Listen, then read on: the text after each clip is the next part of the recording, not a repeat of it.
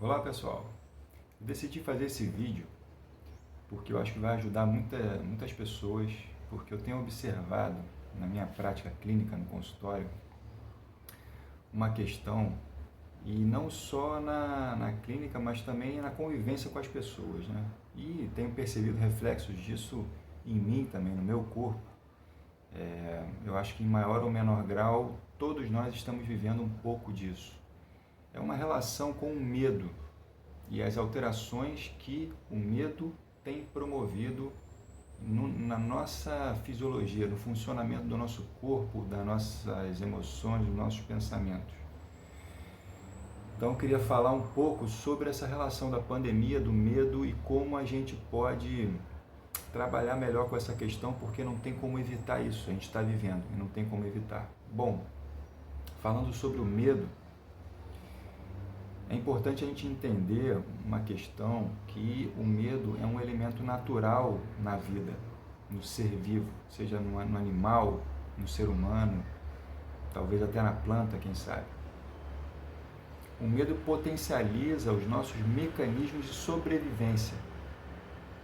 Então, se a gente observar as reações que uma situação de medo provocam no nosso corpo, a gente vai ver o quê? Que ele acelera o coração, que ele aumenta a captação do oxigênio pelos pulmões, ele reduz a atividade digestiva, porque quem está com medo, ou seja, quem precisa lutar ou fugir, o medo ele vai aparecer nessa situação, né?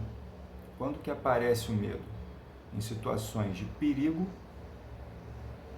ou em situações desconhecidas, que você não sabe o que vai acontecer.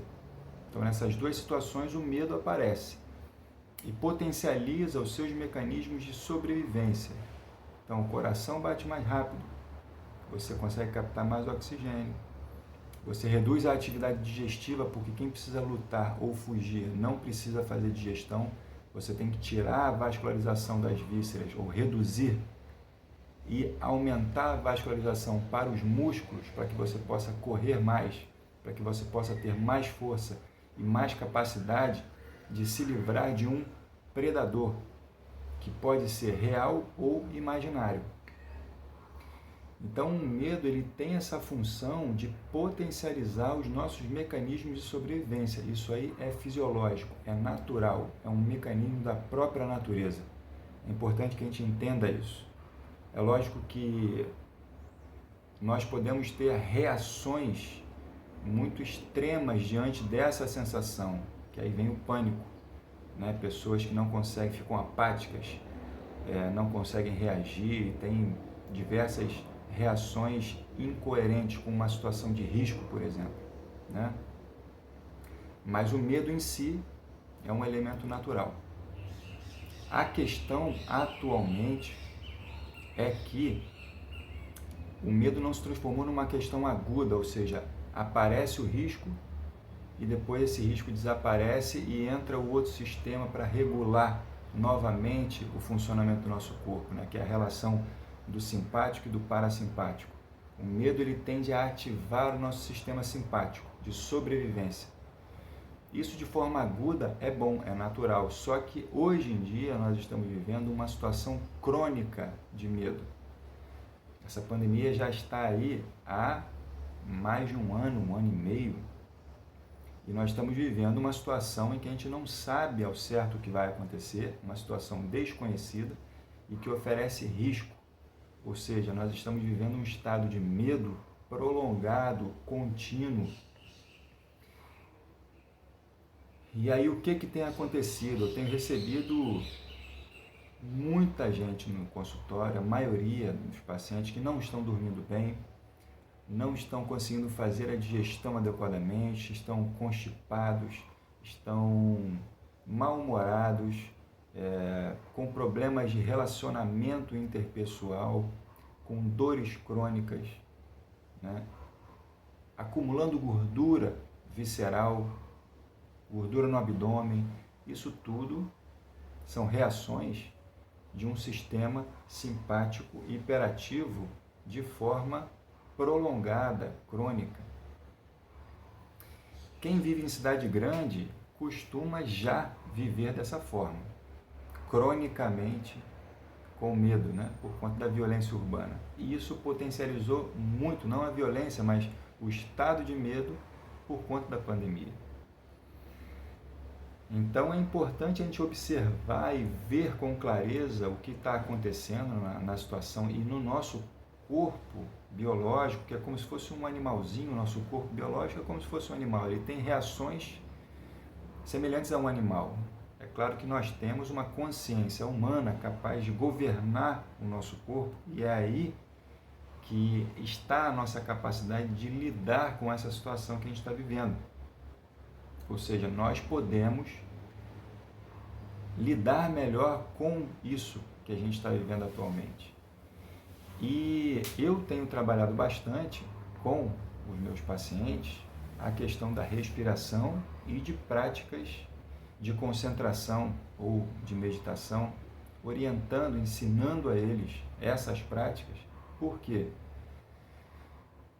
Uma das primeiras coisas que acontecem quando a gente está diante de um risco, de um medo, de um perigo iminente, que a gente está vivendo isso constantemente, altera a nossa respiração. A gente começa a respirar num padrão que não é natural, e a partir disso vai alterando o nosso metabolismo, a nossa fisiologia, e vem uma série de reações a partir disso.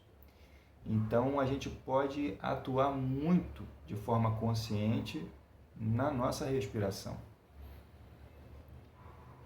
Além disso, o tratamento osteopático, que é a minha especialidade, a gente também vai buscar trazer o corpo para um estado de relaxamento. Porque o medo crônico, o estresse crônico tende a ir enrijecendo o corpo, né? Uma pessoa que está com risco eminente de algo ruim acontecer, ela tende a proteger o seu pescoço, por isso tantas dores nessas regiões aqui, ó, pescoço e cervical. O animal, né, que é o nosso corpo biológico, ele tende a proteger o pescoço, né, uma memória ancestral que a gente tem, porque se a gente for pego aqui, acabou. Se vocês virem um leão ou um grande felino atacando a sua presa, ele vai pegar essa região. Então, a coluna começa a enrijecer e várias alterações começam a surgir a partir disso. Então, é possível a gente lidar melhor com essa situação. Tem uma respiração muito simples que eu costumo ensinar para os pacientes, que é imaginar que o nosso tronco é um copo e que a gente está enchendo esse copo de baixo para cima, semelhante ao que a gente enche um copo de água, que enche de baixo para cima, né? Uma respiração natural é assim que acontece. A respiração acontece de baixo para cima. Em situações estressantes, a gente tende a inverter esse padrão.